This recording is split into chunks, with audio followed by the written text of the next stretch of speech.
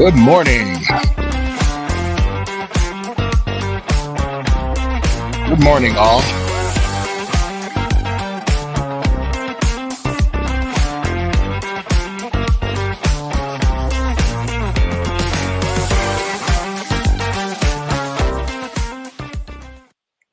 Good morning. Thank you for joining us or joining me, as I should say.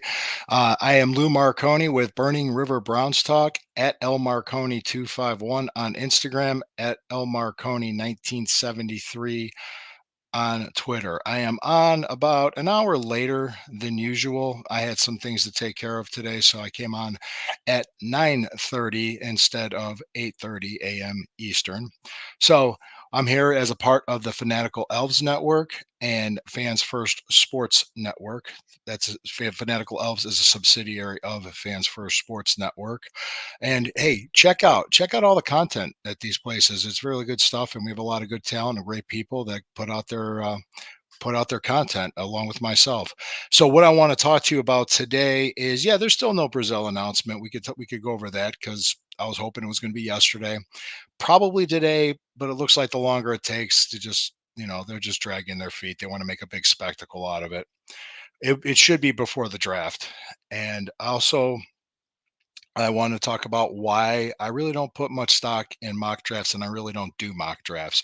But without any further ado, we have bills to pay. I have to pause for a break from our sponsors. Okay, great. Thank you. Thank you for sticking with me. Thank you for being here. Thank you for supporting the Fanatical Elves. I appreciate each and every one of you. Please like, comment, share, and subscribe and hit that notification bell just so you know when the new content's coming out. Everybody has their opinions and their hot takes, and a lot of people seem to put out a lot of mock drafts, which, hey, okay, that's fine. You could do that. Pro Football Focus does it. A lot of these people are very good at their jobs. They're very good at what they do, and they're very knowledgeable. But to me, there's so many mock drafts out there. There's so many different hot takes out there. It's almost pointless. I'd rather react to what the Browns are doing and who they're bringing in to visit and kind of like how they're handling their business versus speculating. I don't like to speculate.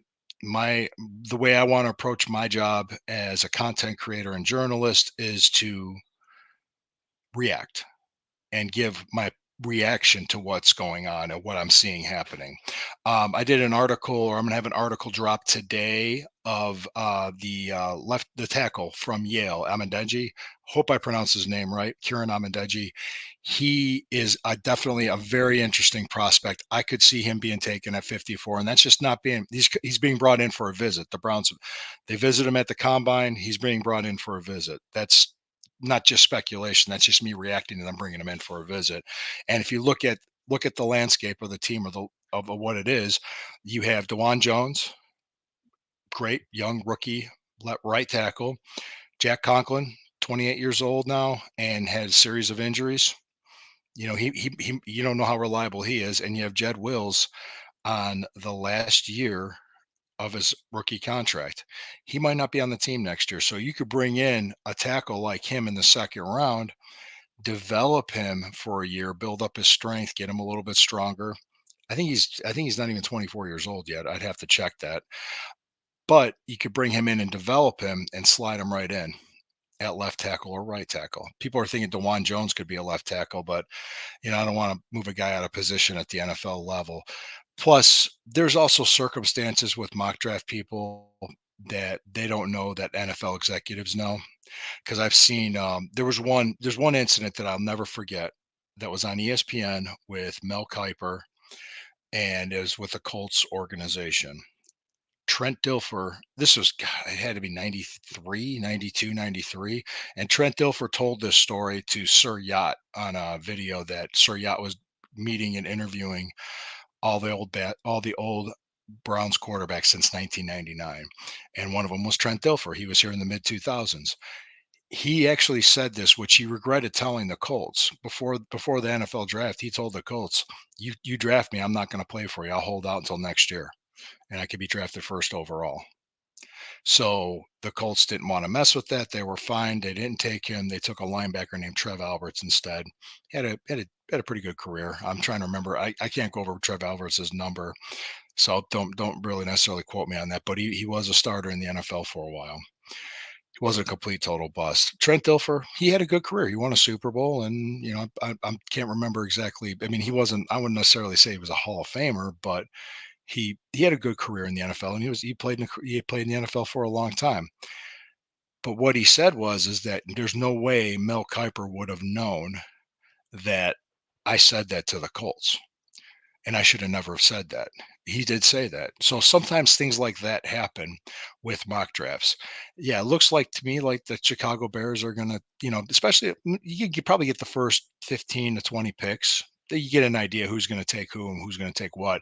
But man, once you get to that second, third round and beyond, it's just rolling dice. You're just pulling names out of a hat. So I don't see any value in mock drafts. I don't see anything with it.